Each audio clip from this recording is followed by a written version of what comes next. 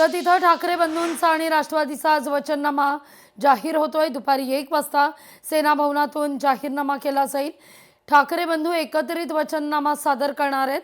तब्बल 20 वर्षानंतर राज ठाकरे सेना भवनात येतील आणि त्यानंतर ठाकरे बंधू एकत्रितरित्या हा वचननामा जाहीर करतील।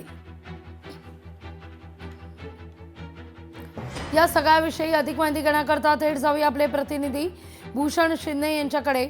भूषण, आपण पाहतोय एकतर तब्बल 20 वर्षानंतर राज ठाकरे सेना भवनात येणार आहेत आणि विशेष म्हणजे काही वर्षांपूर्वी जेव्हा मनसेनं वचननामा सादर केलेला होता तेव्हा मात्र मनसेनं त्याला वचकनामा असा उल्लेख मनसेकडून करण्यात आलेला होता। वचक बसावा याकरता म्हणून असलेला हा वचकनामा, पण आता जेव्हा ठाकरे बंधू एकत्रित येत आहेत तेव्हा हा वचननामा सादर होतोय।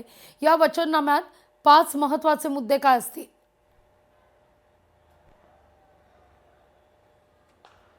नक्कीच लागवी, एकंदर आजचा दिवस हा शिवसैनिक आणि मनसैनिक यांच्यासाठी अत्यंत राजकीयदृष्ट्या आणि भावनिकदृष्ट्या अशा दोन्ही अंगाने अत्यंत महत्त्वाचा आहे। याचं कारण म्हणजे साधारण 19 किंवा 20 वर्षांनी आज मनसे अध्यक्ष राज ठाकरे हे सेना भवनमध्ये जाणार आहेत। अर्थात आज ठाकरे बंधू आणि शरद पवार यांची एनसीपी यांच्या तिघांकडनं आज जो वचननामा आहे तो आज सादर केला जाणार आहे। सेना भवनामध्ये त्याच्या प्रकारचा कार्यक्रम आहे। दुपारी साधारण 1 वाजता हा कार्यक्रम होणार आहे आणि स्वतः दोन्ही ठाकरे बंधू उद्धव ठाकरे आणि राज ठाकरे दोघे तिथे उपस्थित राहणार आहेत। त्यामुळे आजचा दिवस अत्यंत महत्त्वाचा आहे। आता अर्थात या दोन्ही ठाकरे बंधूंच्या वचननाम्यात नेमकं काय असेल हा अत्यंत महत्त्वाचा मुद्दा आहे। दोन्ही ठाकरे बंधू ज्या गोष्टीने एकत्र आले तो म्हणजे मराठी माणूस आणि मराठी अस्मिता। त्यामुळे या मुद्द्यावर देखील आज वचननाम्यामध्ये अनेक मुद्दे असण्याची दाट शक्यता आहे।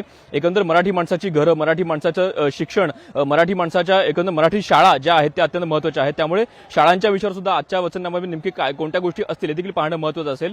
त्यासोबतच मुंबईचा जो प्रदूषणाचा विषय आहे तो देखील अत्यंत महत्त्वाचा आहे, जो गंभीर सध्या स्वरूप धारण करत आहे।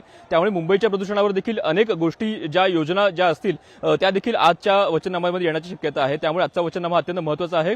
त्यासोबतच ठाकरे बंधू हे एकत्र सेना भवनामध्ये असणार आहेत।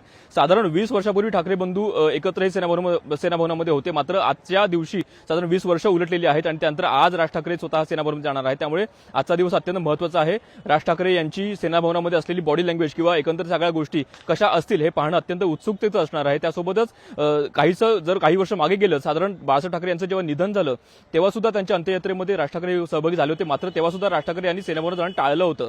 त्यामुळे आज 20 वर्षाच्या संपूर्ण मोठ्या काळानंतर आज राज ठाकरे सेना भवनात जाणार आहेत। त्यामुळे आजचा दिवस हा मनसैनिक आणि शिवसैनिक यांच्यासाठी अत्यंत महत्त्वाचा, भावनिक आणि राजकीयदृष्ट्या महत्त्वाचा आहे। लोकशाही मराठी ऐका, पहा, जागरूक रहा।